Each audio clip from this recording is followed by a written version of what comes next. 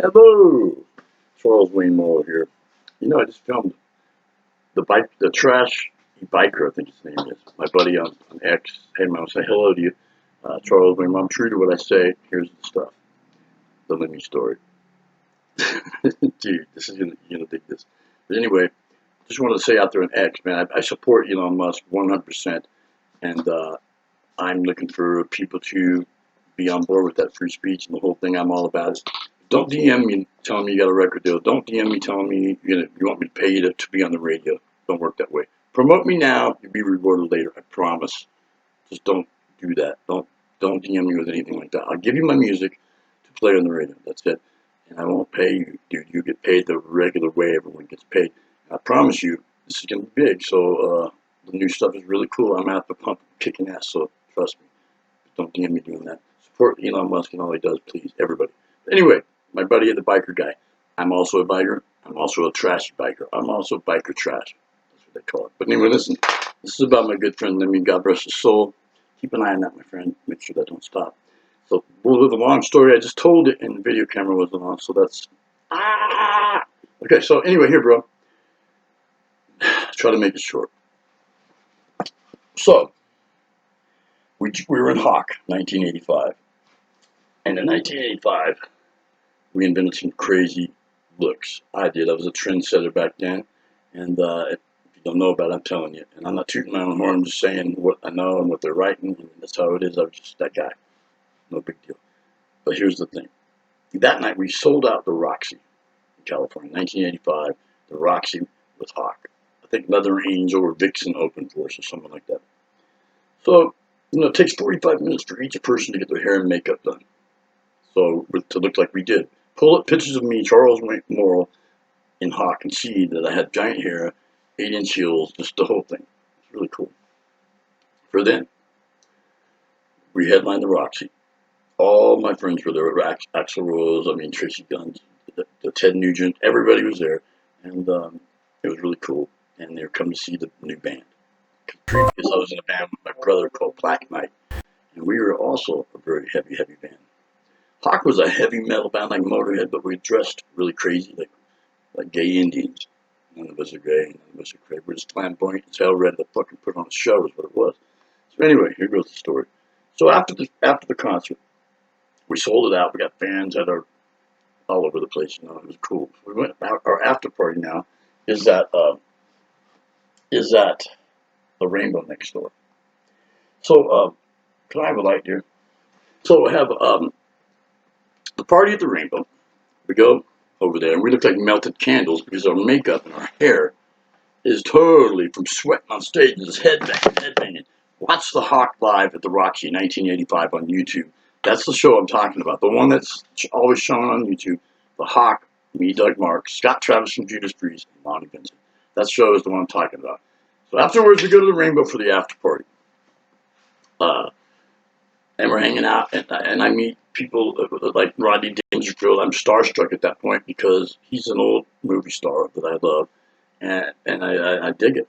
Now, all my other guys, they're Doc and Rat and Stephen Piercy, all my friends like that, Jeff Jeffria and Blackie Lawless, we're all around the same age. So I'm a little younger, but we're all the same age, and those are my peers. We grew up together in Hollywood. We cut our teeth in Hollywood, and it was just like my friends. I see my neighbors, my friends. That's how I act when I wasn't starstruck because I was part of it.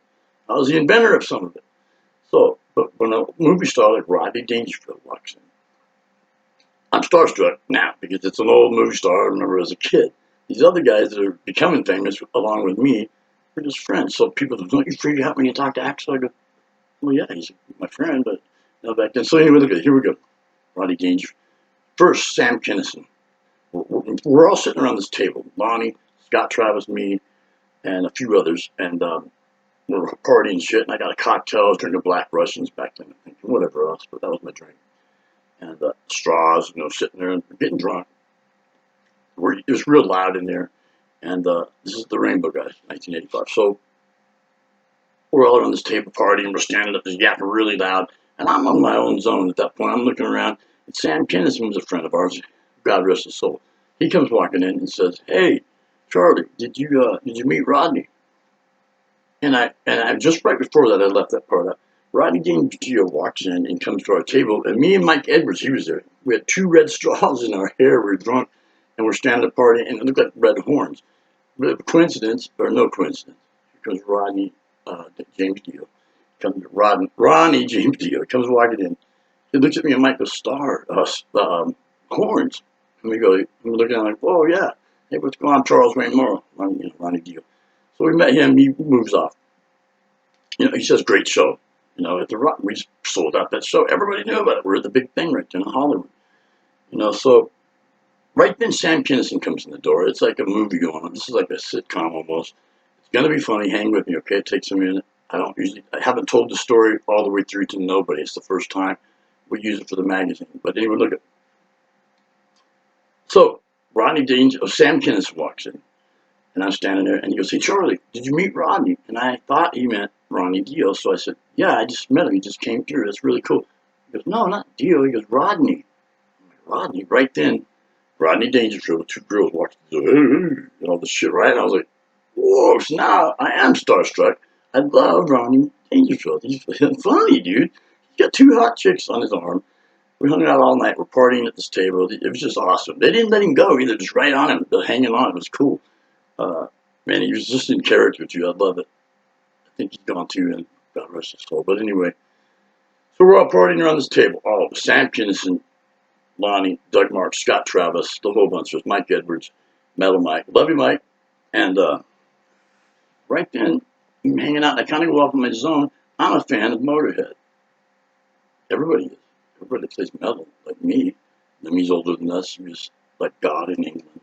And he's just badass. He plays heavy metal like we do, except he dresses the part like a biker, because he is a biker. He's an English hardcore guy.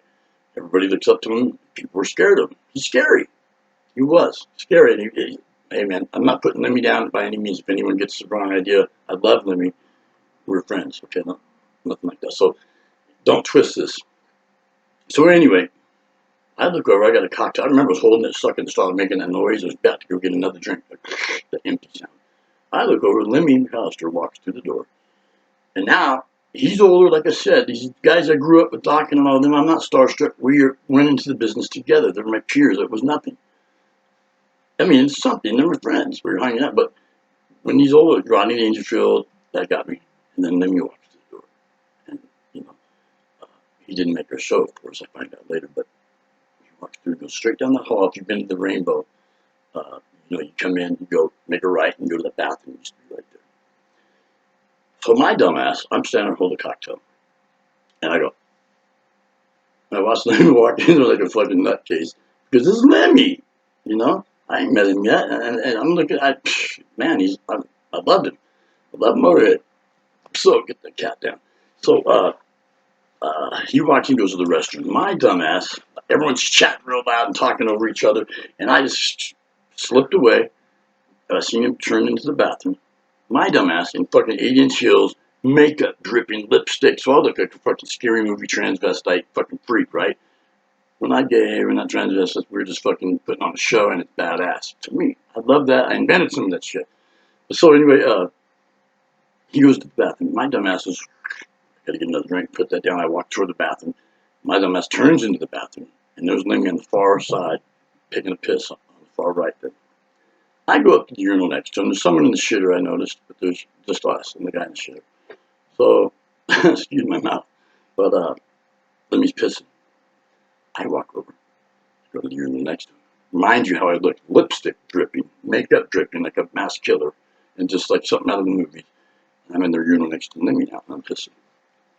And you don't glance over at men when you're pissing. You just don't. You don't reach your hand out and do nothing. You just kind of piss and look forward. You might talk to them eye to eye like that for a minute if something's said, and then you move on. Because that's what you do when you're a man. So I didn't look like a manly man at that point to Lemmy. So I'm pissing. My dumbass, all drunk, at the fucking Rainbow. I look over, and my dumbass does this. Hey, take my hand off my cock and go, hi, Lemmy, I'm Charles Wayne Morrill. How are you? I put my hand out. Wrong. Lemmy just looks over, sweaty face, the mole, the whole thing, and looks at me like this. And he goes, some kind of grunt noise, right? And he's still pissing, and it's all over my boots. So it's funny as fuck now, but it wasn't then. I was tripping, then he walks right out the thing. I'm humiliated. I got piss on my boots, but I'm not like mad gonna go kick his ass. I'm tripping that God of metal just pissed on my fucking boots. I'm tripping out and not happy. I was just like ashamed. I was like, what did I do that for? Put my hand out of the urinal? It's crazy. So, so I go back to the table where everyone's partying. They were in the same position, yakking at the table, just like they were. And I walked back, and Bonnie goes, "Did I just see you follow Lemmy into the bathroom?" I said, he goes, "Why?" I go, "Let Bonnie come here, I can tell you something." I pulled him to the side. He goes, "What?" He goes, "Why did you do that?" I go, "I wanted to shake his hand." He was, my brain works weird. So he goes, "Oh, okay." He goes, "No, no, no, no." He fucking pissed on my boots and grunted, man, and looked at me real, like his face was right there staring at me, all sweaty, and his hair and stuff. And I was like, "I'm scared right now." I go, "Bro, he's up to something. I think he's trying to kick our ass." And he goes, he was like laughing. They were all laughing at me. So they all heard it. They went on with their business. All of a sudden, I look over, and Lemmy's the back booth, angled from us. If you know the Rainbow, you come in that door, the bathrooms are that way. You go that way, there's all the tables, right? In the very back, there's Lemmy. And he's just staring at me like this. He's sitting at the table drinking a drink. He's like staring, not blinking at all. He's trying to figure me out, I guess, or us out. We looked like scary transvestites with big boots. We were fucking 8 foot tall hair. He stood there and was checking us out the whole time, wondering, what the fuck is this? What are these mates doing? You know, I can imagine what he was saying. But he was tripping. Because I reached out and touched his cock. I got his lipstick. Not touched his cock. Took my hand off my cock to shake hands with Lemmy in the urinal. Fuck, you don't do that to anybody in the urinal. That's stupid. Don't ever do this. So anyway, that's all happened. I told Lonnie, I'm getting me staring at me. Randy, I go, don't look at him. You just said to look at him. I go, don't look at him though. I was all paranoid and scared. Lemmy and McGosh was going to kill me. I'm 21. We're in a big giant band, just becoming huge at the time. Sold out the Rainbow. I mean the Roxy. And so time goes on that evening. Lemmy walks out. And I didn't know what. I thought he'd probably waiting outside. But 21, the kid that looks up. I mean, I thought he was like magical, and he is, man. He was magical all the way, but in a good way. It's awesome. So anyway, God rest his soul, man. He was badass. Love you, Lemmy. But anyway, we get in the car. We all jump it. It's 4 in the morning. We close that place down. I'm getting it in Doug's Audi. Doug Marks is driving. Scott, me, and Lonnie with our big ass melted hair. Get away from my hair. We're all packed in that Audi, and our hair was like locked because it was like pink Aquanet. If you got stuck somewhere for too long, it would be like, you know, it was crazy. Get away from my hair. Don't lock my dude. We're getting all the way home. And they're like, Charles, Doug's driving. He looks in the rearview mirror, and I see his eyes, and he says, what's this about Lemmy now? The line told me. I go, bro, you guys, I'm telling you, something's up. Lemmy's going to kill us. Something bad's going to happen. He peed on my fucking boots. Now they're all laughing at me, and of course, and they're just carrying on. I get it. So we get home to the Hawk's Nest. We lived there in Woodland Hills next to Tommy Lee and Heather Locklear had a place right there. We lived right next door. The whole band lived there. And Doug Marks' wife, beautiful Londa Marks, was our makeup artist and half the creator of Hawk, the design, you know. She's badass. She's in France now, owns a magazine. But anyway, so we get to the house, we're walking. I'm trying to make this fast. I'm leaving out some things.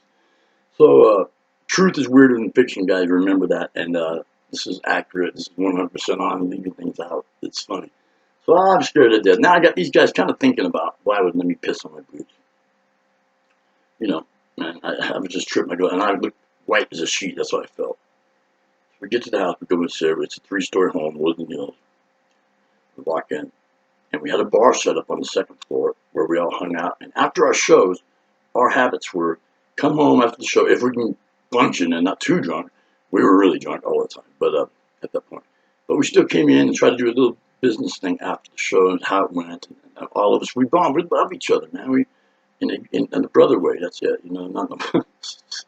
Dude, we had more women than I can't even tell you. Just back up. That was sick too. It's not right. But anyway. We go back, our routine was we go back to the house, have some more Jack Daniels. We had our own bar, full bar, and put the big screen TV on with MTV, and we check out charts, and we just talk, do business at 4 or 5 in the morning. We'd be up all night, you know, doing all kinds of extracurricular whatever the fuck. So our routine was also to walk in by the bar, and the red light would be blinking after a show. Now, we just sold the Roxy out, so we know people are going to be calling and saying, hey, good show, or whatever the fuck. We want to know. We're doing business. We want to know about our fans. We want to know what's going on. We're laying down the things that we're supposed to. That's how it works so cool. That's how we got so big so fast. So, we got the TV blaring, me and Lonnie, and we're sitting there, yeah, and we're talking about Lemmy, and we're scared. I'm scared to death. They're still laughing at me at this point. He goes over to the machine. I go, yeah, Lonnie, turn the machine, the TV down, mute it. Let's hear what if anyone's going to say any cool stuff on the Hawk Hotline, we called it. It was in the magazine, the Hawk Hotline. They didn't know we were there around it. Thought some business people. It was us around the Hawk Hotline listening to it. So we hear a girl's voice, and me and Lonnie are still talking. He goes, why did you go in the bathroom? We're talking about this shit. All of a sudden, I hear a guy's voice in the background. And that's right, TV was on background again, blaring MTV, big screen TV. Now, truth is weirder than fiction. This is part that's pretty tripped out. So I pissed on my boots, stared at me all night. I'm tripping, thinking he's going to kill me. Now we're in the Hawk house, our home, in Woodland Hills, and the answer machine all of a sudden has a man's voice saying, this is Lemmy McAllister, if you ever come in with 10 miles of or whatever the fuck he said. And he goes, we're coming in there, we're going to ride in there, kick your ass, and cut your guys' hair. I said, I fucking told you, Lemmy's going to kill us.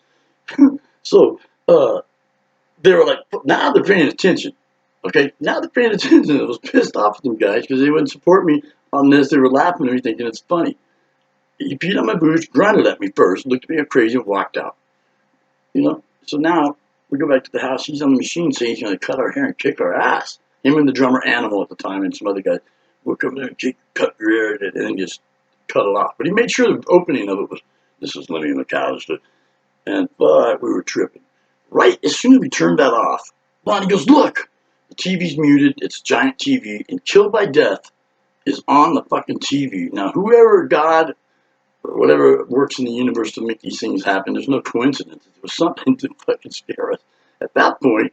And it wasn't planned. It was just how fate is and things happen. We just were scared going like that. And now they were listening to me. They believe me about the thing. But now they got big, giant, green Lemmy face. Okay, on the fucking big screen, saying "Kill by Death" like the Wicked Witch of Oz. Remember that? The Kill by Death video was big, and there's no sound. We're yakking, being scared of the answer machine. Right over here is the big ass TV with Lemmy going "Kill by Death." So now we're going, fuck, Lemmy owns the airwaves. He has got something bad. Oh, we're gonna. Yeah, now the whole band is tripping the fuck out. And I go, see, now you believe me. And they're like, fuck, there is something going on. What is going on? And then they're wanting me to tell the story over and over. They try to figure out why we want to say that. I told them I reached out to shake his hand in the urinal, man. That's why. So I hope you're laughing right now because this is funny. And I've left stuff out. This is a great story. And it's funny. But so here we are. Time goes by. I hope you gathered all that. Time goes by. I'm at my brother, David Morrill, the bass player for Black Knight in Morrill. I'm at his house. Brian J. and Ron Keel are my good friends. Brian J. wanted to get high and go partying. So I said, yeah, we'll do that. So as we get into the car, into his little white pickup truck or something, or a little VW truck, I don't know. Brian J. from Keel and Cheetah, and he wasn't a Steeler, but he also played guitar in Heaven's on Fire on the Kiss album. Nobody knows that. But anyway, so Brian J., I'm in the car with him, and he goes, hey, man, you know, I heard about you, the story with Lemmy, and what's going on? I heard you guys are scared, and you're really scared he's going to come and hurt you. And I go, well, fuck yeah, did you hear that? And see what it is. I didn't know it. In that week that went by, all of our friends in the bands and everything in Hollywood, the big 80s fucking and 90s bust through, whoever those people were, all knew about this. Well, I was just trying to not think about it. All Hollywood's talking about it. So Brian J. goes, hey, man, look at what I want to do is Lemmy. I talked to Lemmy, and I told him you're a really cool cat, and he was like asking me what's up with makeup and all the lips, you know, that shit, whatever. And Brian goes, hey man, you should hear this guy. He's really cool. Brian was telling me how he really went. He ain't gonna make shit up. He said that he played the Hawk album for Lemmy. His first time he And he was in a band, something Hawk, I found out later, and he might have been a little bent on that. I don't know. There was all kinds of things in play, and I was scared. So when he started talking about Lemmy in the truck on the way to Hollywood to party, I was a little bit still freaking out when I heard Lemmy's name. I'm not trying to think about it. I'm scared. 21 years old. Now I got a jean jacket on. I look more like I could play a Motorhead at this point. We're not doing a show. I'm just hanging out with my long ass hair, not ratted up. Just I looked like one of the Iron Maiden cats or Metallica or something, jean jacket and jeans and stuff. So he says to me, bro, Lemmy, I played Overkill by Hawk, the song you wrote for Lemmy, and he loved it. And he goes, that's him? He was like, that's that mate with the lipstick. He told me he was doing his voice. And he said, yeah, that's him. He's a really cool cat, man. If you knew Charles, you wouldn't want to kick his ass. He goes, well, I wasn't going to kick his ass anyway, he said. I was just wanting to scare him because he reached out to shake my hand when we were taking a piss. And I pissed his boots. And so Brian's laughing, and he goes, look, Lemmy wants you to come over to his house, and he wants to meet you and talk to you. He really enjoyed your music. He's a fan now, and I straightened him out. I'm like, fuck you! You what? You want to take me to the house behind the whiskey, Lemmy McAllister's house? So at this point, I'm all paranoid, thinking Brian J's in on the killing. So I go, no, bro, no. We're already halfway to Hollywood. And I go, let's just turn around, bro. I don't even want to go to Lemmy's house. No, please don't do that. 21, freaking out. So we went partying a little bit, and I tried. And she goes, we won't. We'll get some drinks. So we went and got some cocktails. All of a sudden, he goes, all right, let's go. He runs up the hill and pulls into the fucking parking lot at Lemmy's. If anybody knows where Lemmy lives up back there, there's a parking lot and there's apartments up there. We pull in there, and I go, no, bro, no. I was not laughing at the time. It's funny now. He goes, I'll be right back. And he just walks out the door and he goes up to Lemmy. And I'm in the truck by myself. He goes, just wait here. I'm going, oh my God, I'm looking around. I'm fucking freaking out. I'm thinking it's all fucked up. I see Brian coming back and I see Lemmy behind him. And I act like I'm in the car by myself. I lock the door real quick. I'm like looking around like I don't see him coming, like this. All of a sudden on the fucking glass of my window right here in Brian's truck, he goes, big ass fucking knuckle rings, not like these big skulls and shit. And Lemmy's big old hand. And I go, hey, Lemmy. He goes, roll down the window, mate. So I roll down the window. And he goes, man, come inside. This is funny, man. We're having a laugh, but come on. He told me, come on, I want to talk to you. I'm like, oh, okay, Lemmy. So I'm scared to death, but I get out and I go into the house, making it short, not trying to speed it up. Go into the house, sitting next to Lemmy, and he's on his couch. No, all the people were in like the kitchen area, partying, all smoky in there. And this little couch area, and he has bobbleheads and all this stuff around, right? And he sits right, and he goes, no, sit right here, mate. And he's about right here now. He tells me to sit like right next to him. Oh, I was on this side, he was on this side at his apartment. And he goes, can you let me talk to you, mate? And they're all partying, music's loud, and he's telling me all these stories, and he goes, I'm serious. He's sorry for scaring me, and he heard the whole thing. And he thinks it's funny, but he really enjoyed my music. He wanted to get to know me. So I'm like, fuck. So I'm calming down. I'm in Lemmy's house thinking there's going to be a beating. And he starts telling me, and I found out he's so the sweetest guy in the world. He started telling me how he loved Little Richard. He was the roadie for Jimi Hendrix. And all this, and I was just like, whoa. And he was getting closer and closer to me.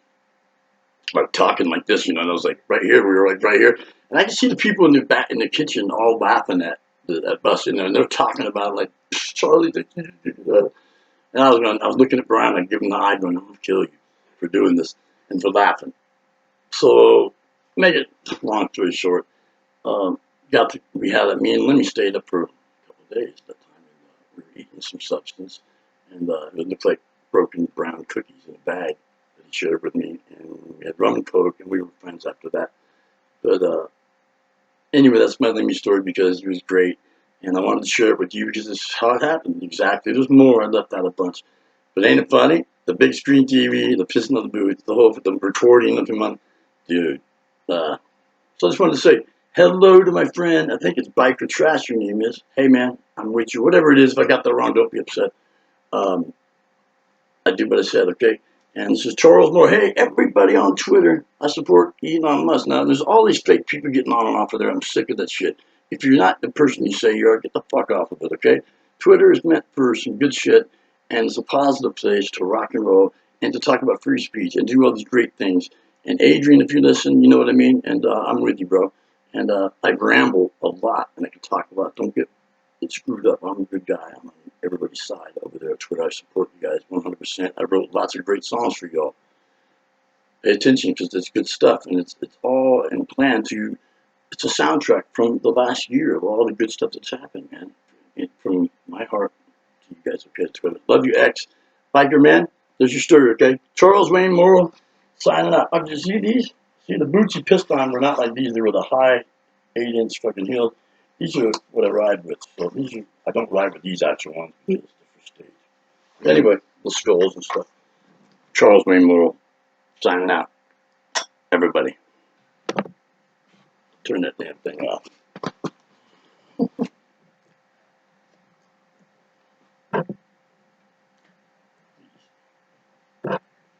Man, I'm just turn that video off. Let me see if I can help you out there. I don't know why I pay these people sitting around here like this. I can run this machine. Watch this.